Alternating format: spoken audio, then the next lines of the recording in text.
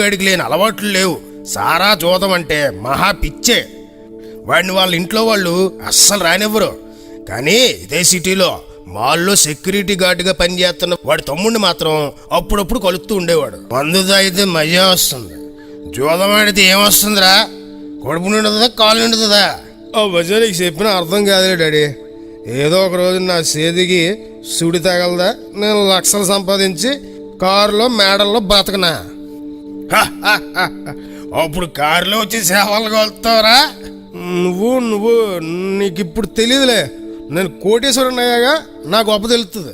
ఇలా రోజులు గడుస్తున్నాయి. ఆ రోజు విశిష్టమైన ఆషాఢ అమావాస్య. పడుకోనున్న దొండుని ఒక క్షుద్రమాంత్రికుడు నిద్రలేపి, ఒరేయ్, నీకు బోలెడు డబ్బు ఇస్తా నాకు చేతపడి చేయడానికి. ఈ ఆషాఢ అమావాస్య రోజుకి 3 రోజుల ముందు చనిపోయిన ఆడపిల్ల పుర్రె